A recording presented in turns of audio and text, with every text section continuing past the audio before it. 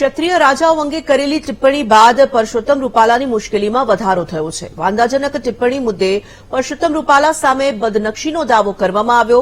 કોંગ્રેસ નેતા અને લાઠી સ્ટેટના રાજવી પરિવારે બદનક્ષીનો દાવો કર્યો છે।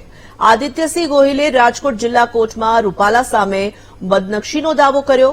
15 એપ્રિલે બદનક્ષી કેસમાં જુબાની આપવાની તારીખ પડી હોવાનું પણ આદિત્યસિંહે જણાવ્યું છે।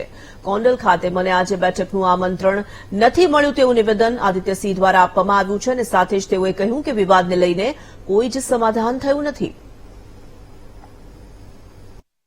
ભાજપના ઉમેદવાર પરસોત્તમ રૂપાલાની મુશ્કેલીમાં વધારો થઈ શકે છે। પરસોત્તમ રૂપાલાએ જે ક્ષત્રિય સમાજ વિરુદ્ધ ટિપ્પણી કરી અને તેમને લઈને હવે રાજકોટમાં કોર્ટમાં ફરિયાદ દાખલ થઈ છે। બદનક્ષીની ફરિયાદ દાખલ થઈ છે। આદિત્યભાઈ છે, આદિત્યસિંહ ગોહિલ તેમની દ્વારા ફરિયાદ દાખલ કરવામાં છે।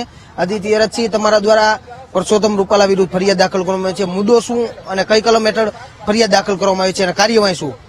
ગત 24 તારીખના રોજ સોશિયલ મીડિયામાં એક વિડીયો વાયરલ થયેલો અને એ વિડીયોમાં ચોક્કસ ક્ષત્રિય સમાજને નીચે દેખાડવાનું કે ક્ષત્રિય સમાજ વિરુદ્ધ જે શબ્દોનું પરસોત્તમ ખોડાભાઈ રૂપાલા દ્વારા મત મેળવવા માટે જે ઉપયોગ કરવામાં આવ્યો, આના વિરુદ્ધમાં હું પણ એક ક્ષત્રિય સમાજમાંથી આવું છું, તો મેં ગત 25 તારીખના રોજ મેં આની અંદર કોર્ટમાં ફરિયાદ પિટિશન દાખલ કરેલી છે 499 અને 500 ની કલમ મુજબ, અને કોર્ટના ન્યાયાધીશે મારી ગઈકાલે 5 વાગે મારી જુબાની પણ લીધેલી છે।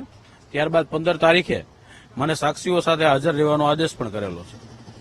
ભાઈ, તેમના દ્વારા માફી તો માંગવામાં આવી છે, પરંતુ માફી સ્વીકારવામાં આવી છે કે કેમ? ક્યાંક ને ક્યાંક માફી માંગી લીધા પછી પણ આપ સૌ મીડિયાના મિત્રો છેલ્લા 3 દિવસથી જોઈ રહ્યા છો જે રીતના સમગ્ર ગુજરાતમાં કે સમગ્ર સૌરાષ્ટ્રમાં ક્ષત્રિય સમાજના તમામ સંસ્થાઓનો એક જ અવાજ છે કે આની ઉમેદવારી રદ થાય, તો એ માફીનો કઈ પ્રશ્ન રહેતો નથી। એ શબ્દો જયારે પોતાના મોઢામાંથી નીકળ્યા એ પહેલા એને વિચારવાનું હતું, અત્યારે એની પાસે પણ વિચારવાનો સમય નથી। શું કહેશો, આજે ગોંડલ ખાતે જે પૂર્વ ધારાસભ્ય જયરાજસિંહ જાડેજાના ફાર્મ હાઉસ ખાતે એક બેઠકનું આયોજન છે, આ મામલે શું કહેશો? તે સમાધાન થશે એવું લાગે છે?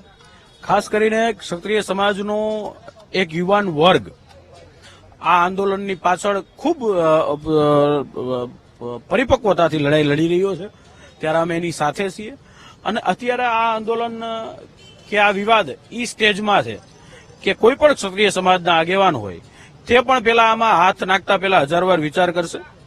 અને વાત રહી મિટિંગની, તો મને વ્યક્તિગત ખ્યાલ નથી, સોશિયલ મીડિયાના માધ્યમથી મારા ધ્યાનમાં આવ્યું છે, ત્યાં કોણ આગેવાનો જવાના એ પણ મને ખ્યાલ નથી, પણ ક્ષત્રિય સમાજની તમામ સંસ્થાઓની ગઈકાલે અમદાવાદમાં જે રીતના મેં મિટિંગ જોઈ, એમાં ગોહિલવાડ રાજપૂત સમાજના પ્રમુખ હોય કે તમામ 70 જેટલી સંસ્થાઓના પ્રમુખો હાજર રહ્યા હતા, અને એ બધાના વ્યક્તિગત પરિચયમાં પણ હું છું, તો એ બધાનો પણ એક જ અવાજે વાત હતી કે આનો ઉમેદવાર બદલવો અને આ ઉમેદવાર રદ કરવો। આદિત્યભાઈ, સૌથી મહત્વની વાત, ક્ષત્રિય સમાજ એક સમાજ છે, એમાં ક્યાંક ફાટા જોવા મળી રહ્યા છે, કારણ કે ભાજપના કેટલાક જે ક્ષત્રિય સમાજના લોકો જે સ્થાન ઉપર બેઠા છે તે કોઈ પણ જાતનો વિરોધ નથી કરી રહ્યા। એમાં મહત્વના કયા નામો તમારા કે જે વિરોધ નથી કરતા? માતાતાસિંહ હોય, જે રાજકોટના રાજવી પરિવાર છે, અત્યાર સુધી ક્યાંય ખુલીને બહાર નથી આવ્યા, કારણ કે તેમને પણ લાગવું જોઈએ ને। ખાસ કરીને તમે જે રીતના વાત કરો છો, હું કોઈનામાં વ્યક્તિગત નામમાં પડવા નથી માંગતો, પણ ક્ષત્રિય સમાજ મેં કાલ જામનગરમાં જોયું તો ભારતીય જનતા પાર્ટીના 4 નગરસેવકો ત્યાં હાજર હતા। જામનગર શહેર યુવા મોરચાના ઉપપ્રમુખે પણ રાજીનામું આપ્યું છે। આ તમામ પણ વંદનને પાત્ર છે।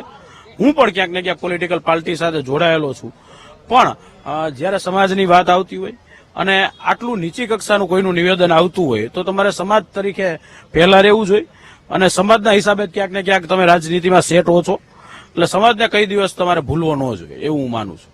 આદિત્યસિંહ કે જેમના દ્વારા ફરિયાદ છે તે કરવામાં આવી છે, ત્યારે પરસોત્તમ રૂપાલાની મુશ્કેલીમાં વધારો થઈ શકે છે। કોર્ટમાં જે આઈપીસીની કલમ 499 અને 500 મુજબની ફરિયાદ છે તે બદનક્ષીની ફરિયાદ છે તે દાખલ કરવામાં આવી છે, અને અત્યારે આજે પણ રાજકોટના ગોંડલ ખાતે પૂર્વ ધારાસભ્ય જયરાજસિંહ જાડેજાની આગેવાની સમાધાનના પ્રયાસો હાથ ધરવામાં આવશે, પરંતુ બંને પક્ષે ખેંચતાણ છે તે જોવા મળી રહ્યું છે। કોંગ્રેસ પાર્ટીના જે ક્ષત્રિય સમાજના આગેવાનો છે તે ફરિયાદ દાખલ કરી રહ્યા છે, તો ભાજપના ક્ષત્રિય સમાજના આગેવાનો છે તે સમાધાન માટે મતી રહ્યા છે। ત્યારે હવે સમગ્ર બાબતને લઈને શું થશે તે પણ જોવાનું રહેશે। કેમેરામેન ધવલ ગોંડલિયા સાથે સની મેળ, વીટીવી ન્યૂઝ, રાજકોટ।